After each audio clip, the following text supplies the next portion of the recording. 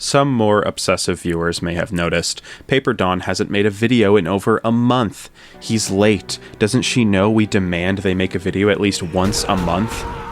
These may be my own inner demons talking, actually, but I've been too busy being an actual artist. Sorry.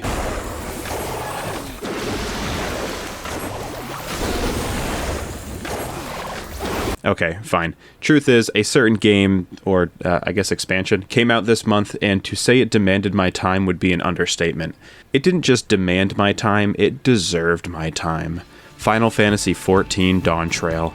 And you may be like, Doug Walker jaw drop picture right now. My favorite YouTuber, Dawn, plays FF14? It definitely doesn't seem like a game that I'd enjoy, and if I'm being honest, it's a game I never pictured myself enjoying. But color me surprised, because FF14 may be one of my new all-time favorite games. I found a new love and appreciation for not just Final Fantasy through this game, but MMOs as a whole, a genre that I always kinda gawked at, but could never see myself getting into, really. So what changed? How did I come to this point of no return? How did I, PaperDawN, become a person who grinds expert roulettes for high eye-level gear? And why would I let myself become someone who grinds expert roulettes for high eye-level gear? And do I recommend you become someone who grinds expert roulettes for high eye-level gear? Well, let's get into it. But I do feel like Dawn the YouTuber wouldn't really do this story justice.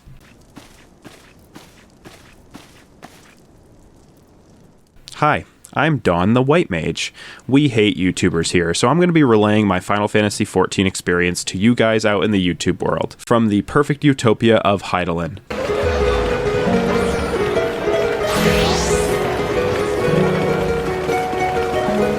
So my experience with MMOs goes pretty far back to when I was a little tot browsing the internet in like 2004. There was a little game called RuneScape. I don't think I even need to tell you what this game is, but needless to say, all my friends were pretty obsessed with it, discussing it in homeroom and trying to convince me to play it too. A few problems though. 1, it cost money, which I didn't have. And 2, the game sounded complicated, and I was, stupid.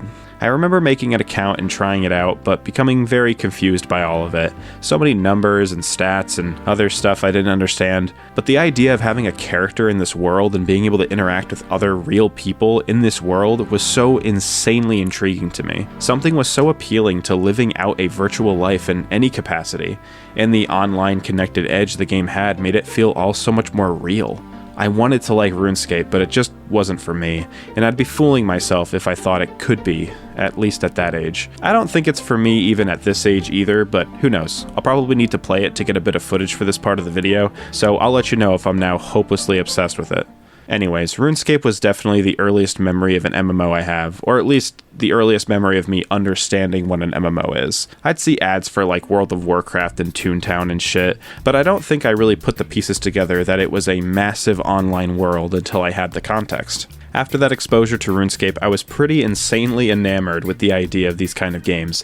I'd watch footage of WoW, and funny enough, even Final Fantasy XI, which I thought was specifically so cool because people were playing it on their dang PS2s. That's crazy. The genre felt so new and innovative, like a real premium game experience, mainly because the major roadblock I'd run into was the fact that they demanded money every month.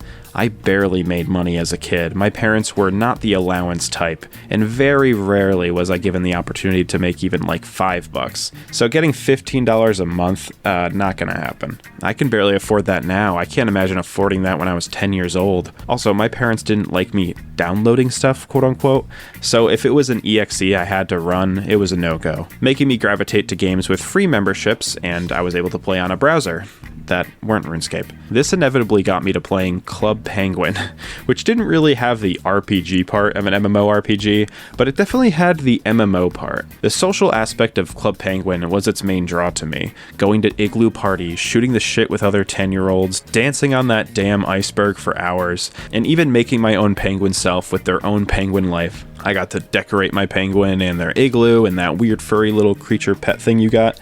It was basically real life in video game form. I loved Club Penguin. I think it made me really appreciate the social game, or like the virtual chat room kind of deal. Something I still really enjoy to this day. And while Club Penguin was cute and fun, it didn't really feel as grandiose as something like WoW. I still really craved a hugely realized experience like that, but alas, it was not meant to be. As I became a teenager, some of my friends continued to play games like RuneScape and WoW, and I continued to watch over their shoulders being like, man, I wish I liked MMOs. The more I understood about them, the less appealing they became too. I'd watch my friends wait in queues to do the same dungeon over and over. Quests that boiled down to basically just busy work, like get item from this NPC, bring it to this NPC, report back to that NPC, just real mindless video gaming. But the allure of that online world and having my own little critter to run around in that said world was really appealing. I remember trying a few MMOs around the time, and it really solidified that same negative notion about them. I wanted to like these games. I wanted to be an MMO junkie, but just couldn't do it. The gameplay loop was just too much of a hurdle for me. And also, right around this time, I think Final Fantasy XIV was in the news because it was really fucking bad. I heard a ton about this game from video game news sites and just people talking about how much of a disaster it was on launch. But honestly, I didn't pay it much mind, if anything. I probably saw an article or two, watched a game trailer's review of it or something. It wasn't until I heard about Realm Reborn that I became much more interested. An MMO, or a game in general, that accepts its criticism so well that it completely restarts its development, even implementing a plot reason on why everything restarts. It felt both ballsy and kind of honorably transparent too. Right around the first expansion, Heavensward, a close friend of mine started playing it pretty regularly, always trying to sell me on it. And while it admittedly looked pretty neat, I just wasn't an MMO guy or gal. I was pretty vocally against the way MMOs were structured and how they demanded so much of your time in an effort to keep you subscribed. And while my friends swore that FF14 was a bit better in that regard, I didn't really buy in. But I'd be lying if I said I wasn't still allured by the magic of an MMO a little bit. And the Final Fantasy aesthetics of Final Fantasy XIV appealed to me too. I wasn't like the biggest Final Fantasy person yet, but I always appreciated the series from afar, having them on my perpetual I need to play these games one day bucket list. So around 2016, despite my better judgment, I downloaded the trial and gave it a shot. And wow, surprise, surprise, I was actually decently enjoying it. I played a tank class and ended up really enjoying the way combat felt. I guess I always pictured myself hating MMO combat because of the sort of disconnect it had. Due to games like this having to be heavily reliant on the server ping and tick rates, it always kind of felt like there was a disconnect to your moves, along with constantly having to be aware and take into account cooldowns and global cooldowns and such. It just didn't feel as immediately satisfying as like a character action game or something, which is so silly to say now, but it didn't take long for me to begin to see the intricacies of how an MMO like this is all put together. I really began to appreciate, all things considered, how smooth FF14's combat really felt. Obviously, a level 10 tank wasn't exactly getting the full scope of this combat system, but hey, I was appreciating it all the same. And of course, the aspect I fawned over with MMOs was as magical as I thought it would be. Exploring this world, interacting with people, and just virtually living in Eorzea was so neat, and something I had been craving for so long. But despite everything I was enjoying, the pacing and the progression in this game was a fucking slog. A hurdle that was impossibly difficult for me to get over. Quests were still insanely mindless. While the world building and lore was pretty cool, the moment-to-moment story was boring. God, it was boring. It's kind of been said to death, but the intro part of FF14, A Realm Reborn, can sometimes feel like pulling teeth. It's not all bad, and can be decently intriguing for the right person, but for the average casual RPG enjoyer, it's tough. It's both a blessing and a curse that FF14 demands you engage with its story so heavily. It's the game's main draw, and is the only way you can see any of its gameplay, like the dungeons and raid bosses. I'll get into the story a bit later, but this was initially what held me back from enjoying this game thoroughly. Despite how I was enjoying certain aspects of it, I found actually progressing extremely boring and tedious. After the month trial ended, I chalked it up as not for me, and didn't really give it much of a chance after that. It wasn't until like 2017, after I had heard how intensely amazing the story had become through its expansions, that I thought, okay, fine, I'll try it again. I opted to restart and play as a healer instead, mainly because I really love the design philosophies around a classic Final Fantasy White Mage. And this time, I gave the game way more of a chance, actually getting far enough to see dungeons and bosses. And yeah, I actually did exhaust the entire 30-day trial period without reaching a single raid boss on my other character. I'm telling you, Realm Reborn used to be a drag, man. I think healing was a lot more my speed when it came to this kind of game.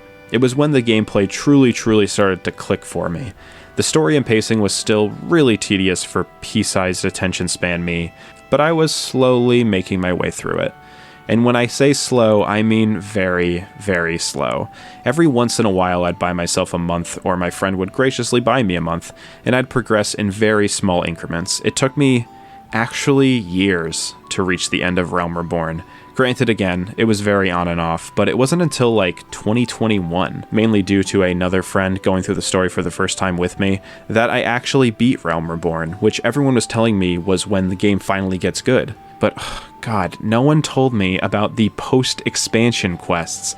Those quests between Realm Reborn and Heavensward are so slow. But once I reached Heavensward, I had the Danny DeVito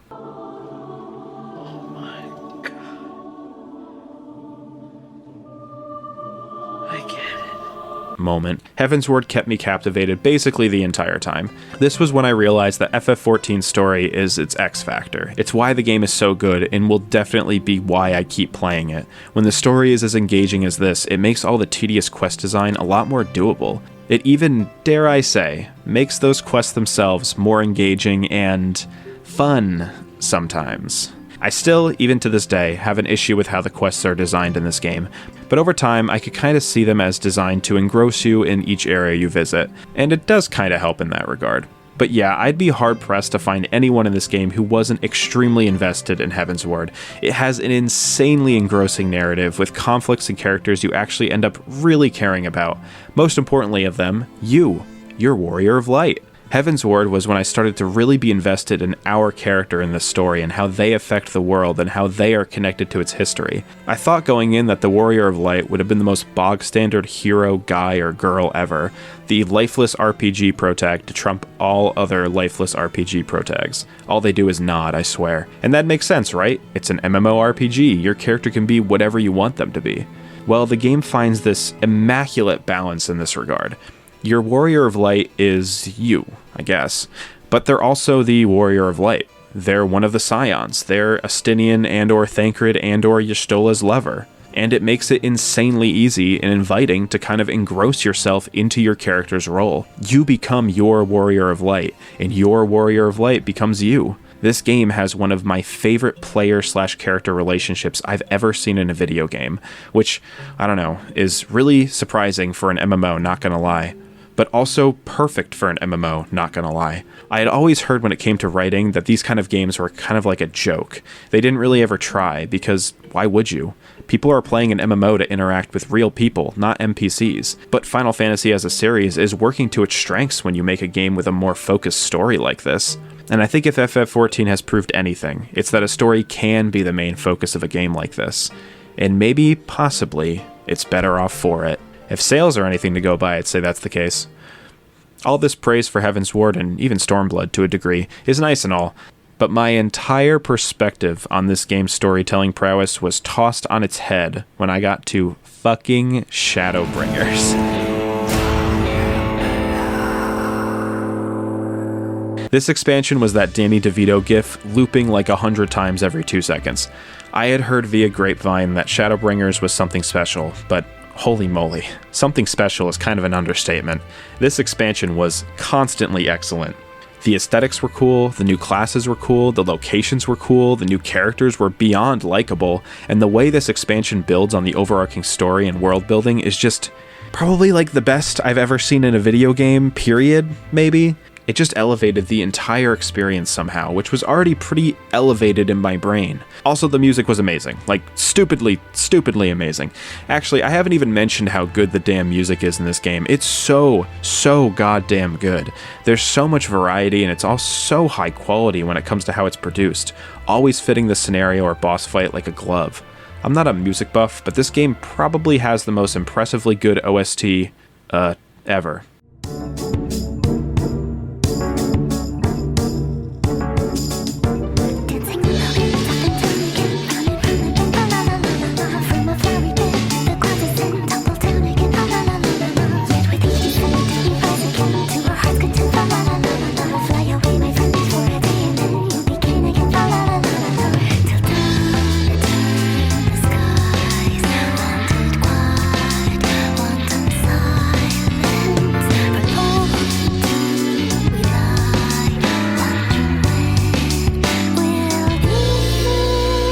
Probably ever. There's a lot of evers in this video, huh? Anyway, what was I talking about? Oh yeah, the greatest video game experience I've ever had in my life. Shadowbringers lived up to its hype and then some, and if it isn't completely obvious yet, I was 100% invested in this game by this point. I had a deep, meaningful connection to the world and the cast of characters, and, most importantly, my character. Just an impossibly consistently great experience I was having with the game.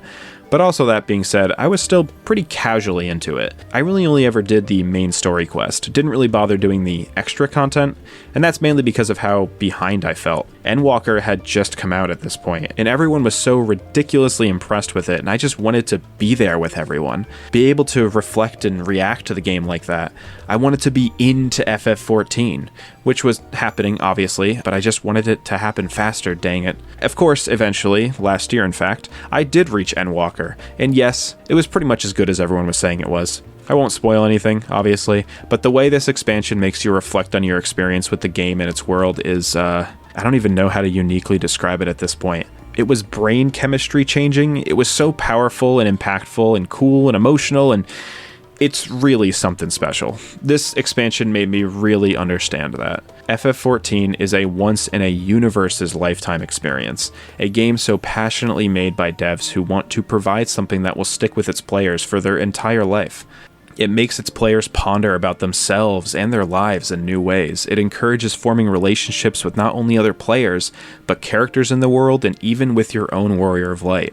There is a real feeling of love and compassion with this experience, from the way the story is told to what the story is saying, to the way its game is developed mechanically. It's genuinely one of the healthiest examples of player and developer relationships I've ever seen in a game.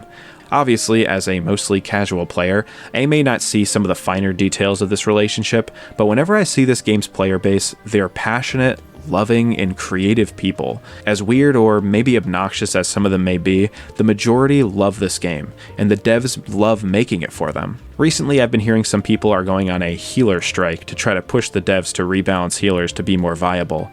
This is a little silly in retrospect, but also kinda sweet too. They want to express to the devs that this is a problem, but aren't just swearing them off saying they hate this game. They are willing to do something about it, trying to work together to make the game more fun for a certain role. Another big joke within the community are these like DJ or clubs that you see advertised around, but I'm not gonna lie, as weird as they are, and maybe as drama-ridden as they are, it's sort of immensely charming too. People are using every aspect of this game to create new, fun experiences for people, creatively using the aspects of the game mechanics to immerse people as if they're really actually at a party. Me and my friend went to a few just through morbid curiosity. They're honestly pretty chill. Odd, but sort of chill. And in all my years of playing this game and queuing up with random people, as a healer, 99% of the time no less, I can count the rude interactions I've had on one hand, maybe two. By comparison, I don't think there was a single game of Overwatch I ever played where my own teammates weren't telling me I was dog shit idiot that should eat dirt before uninstalling. The game is full of mechanics to encourage bettering the experience for new players. For example, you get a huge EXP boost for helping with older content, making almost every dungeon throughout the main story less than like a 5-minute queue time, which may sound not that impressive, but tell a WoW player that the first boss designed for this game has a queue time of 30 seconds sometimes. They'll shit their pants. It's a game community that bolsters good values. I feel this is only achieved when your game bolsters good values too. And before you post about some irredeemable drama within the game's community, it's probably not perfect. But in my experience, which I feel is a decent representation of the average player of this game, it's remarkably comfortable and welcoming. And yeah, as of today, I'm a pretty avid player of this game. And with dawntrail just dropping, it's been on my mind a lot. I spent a lot of time grinding my gear to prep for it, and spent an embarrassingly long time trying to find an outfit that I wanted to rep for it too. Dawntrail has been the first expansion that I've been fully there for with everyone else, and it's been so cool to experience. I'm so happy I've gotten into this game the way I have. Even if the servers shut down tomorrow, I'd be satisfied with the experience I've had thus far. So this all being said, do I recommend you play Final Fantasy XIV? Not really. I know I can hear the many gasps already. So weird comparison, but around the time I was playing FF14, I was also reading One Piece, and a lot of people would ask me when I told them I was doing that, I want to get into One Piece, but it seems too long, is it worth it? My response was always, it is worth it, if you want it to be worth it. If you go in thinking it's too long, it'll probably be too long. If you're going into FF14 because you want to see what the fuss is about, that's fine. But I guarantee if you force it just to get to the good parts, or just grit your teeth and wait until you love it, it'll probably make you hate it even more. It took me nearly 6 years to get caught up with this game, and I know for a fact that I would have not been as invested if I just forced myself to play it every day. And while the trial is an insane amount of content now, it literally goes up to level like 70, justifying a monthly payment for this game is tough too. I'd really only dedicate 1 month at a time periodically when I knew I'd get my money's worth that month. If you're someone who doesn't have the consistent time to make your money's worth, it may not be worth it in the long run for you. While I do think there are a lot of levels you can enjoy this game at, it'd be insane to just blindly recommend this game to everyone who glances at it. I'm honestly always blown away with how many people are able to handle a game like this. I don't think I would have ever expected the human race to have the attention span or patience for this game. So, do I recommend you play Final Fantasy XIV right now, no matter what?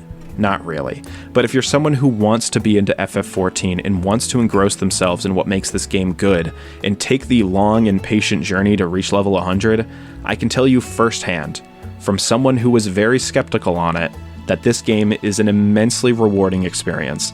It has been very much worth it for me, and worth it for most people that have made it this far, I'd argue. So yeah, all in all, I kinda like this game a tiny bit. And others do too, probably.